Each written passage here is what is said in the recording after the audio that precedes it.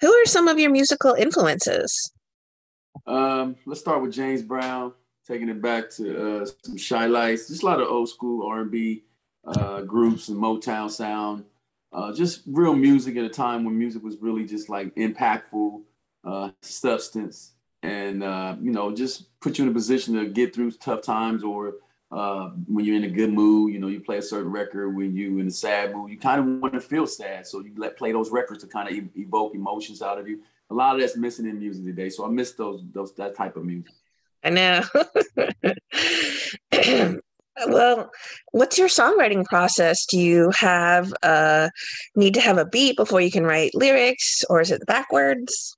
Well, is I kind of like combination. Sometimes I can hear a melody or idea in my head, but most of the time, my producers I work with, they might throw me a beat, a beat, and I'm like, okay. And then I got a team, and we come together and we create melody first. So before you write lyrics, you got to have melody. Melody makes the records. It makes the song. It evokes the emotion, makes you feel something melodically. Then you can always slide words lyrically. Because you can write, you can put words in the melody anytime. But if you got a lot of lyrics and no melody, you just got booked.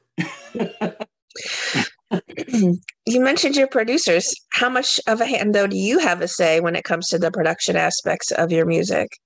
All of it, 100% in terms of overall. Like I'm independent on every aspect of it, from production to mixes to promotion. So yeah, I basically exec everything. So what happens is I have a team of people, right? A couple of writers. My pops writes. My writing partner, my engineers, he's really dope at all of helping bring it all together for me. But ultimately, everything goes by me. What do you think? Yes, I like that, or I don't like. So I put all the records together. So I'm like the Quincy Jones of the operation, and but I try to have a participative style of leadership and a team concept. I think this is important, man. Well, you decided to remake this incredible timeless 90s song, Gentle, Calling Your Name. What was it about this particular track that really drew you to it?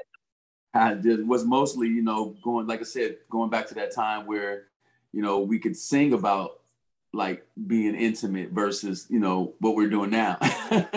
So it was more like romantic, and that was my age group, my generation. I don't know how it was, if it was far-fetched or a level of just, fairy tale-ish kind of thing, but just believing hoping for that kind of stuff felt good to us.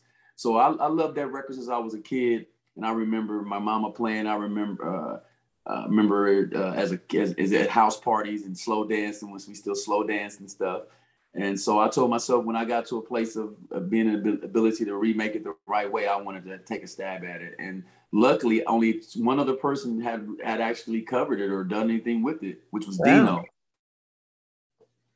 So here, the rest is history. And I got permission from the original composer and the writer. So he gave me like carte blanche on the record, like, yeah, do what you want to do, but let me see what you got.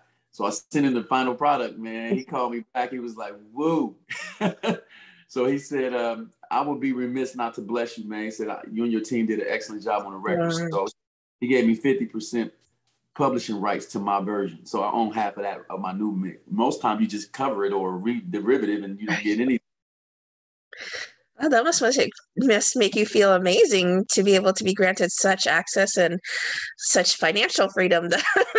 Yeah, well, out of it is you just gotta do good business at the top. Like, I asked for permission, I communicated. I didn't just take the liberty to take somebody else's work and do what I want with it without getting the clearance. That's important. And a lot of people don't handle the business first. They do the art first, and then they gotta, oh, well, I hope I can get it cleared. By that time, you might, what if you don't? Now you're sitting on a hit or a nice record with. So Well, you recently released your throwbacks, the covers.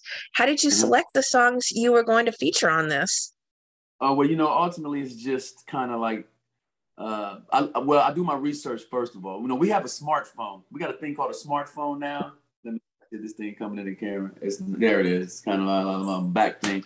But anyway, there's no need to be dumb with a smartphone.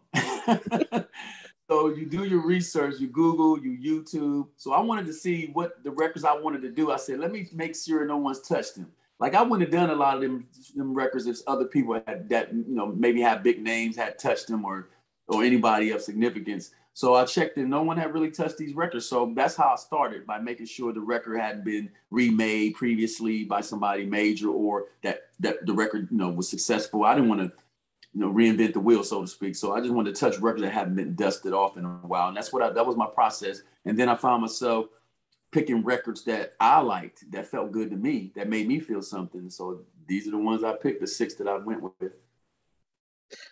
Is there a song then on this particular EP that really holds a special place in your heart? I'm going with Baby Come to Me. Mm-hmm. Great late Jaimz Ingram and the lovely Patty Austin, who's still with us. And of course, Quincy Jones, just one of a kind, phenomenal person and musician overall. Just my mentors of sorts, So I just wanted to kind of like pay homage to those acts, man, and try to do the records justice. The thing about a cover is you don't want to outshine the artist. You're not trying to outshine the artist that did it originally, because it's a hit, and it'll always be a hit. Even that karaoke, people singing, people gonna sing with you, even if you sound a hot mess, because they know the record's hot. Right. The thing about doing a cover is just you try not to mess it up, and I don't look like I did that at all. So thank God so far. The record's almost about 6.3 million streams so far, and we're counting and we're climbing. So I'm blessed. Well, do you have a tour or any upcoming concerts planned to promote this new EP? Honestly, I just got through COVID. I just battled back from COVID about a couple of months ago. It almost took me out. I'm really grateful to just be here. So I'm still I got some other health concerns I'm trying to, overcome right now because of COVID.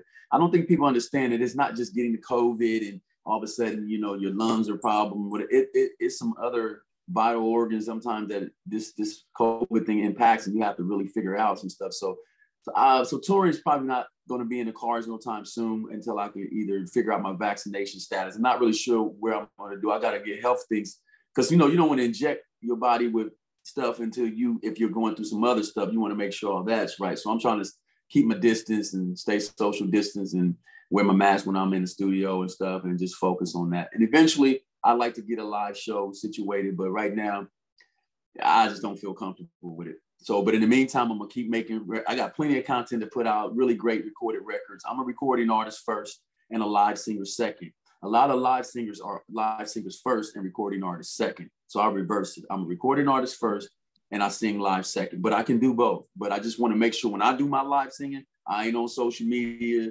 embarrassing myself out of key, out of tune. And I don't mean auto tune. I said out of tune. Out of tune, yes.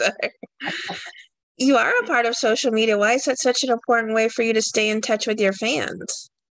Say it again one more time, sorry. You are a part of social media. Why is that such an important way for you to stay in touch with your fans?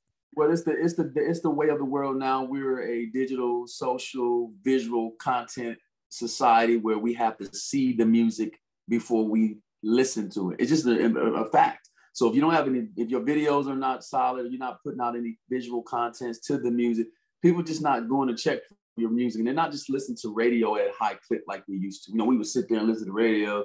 And now it's, I want to see the artist. What does he look like?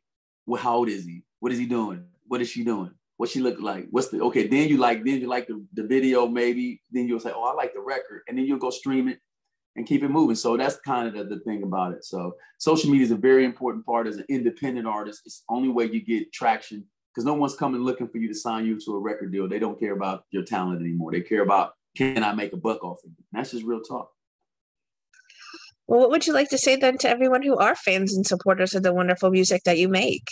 Oh, I want to thank you so much for not so much as supporting me as St. Jaimz the artist, but as an R&B artist. R&B, rhythm and blues is my passion.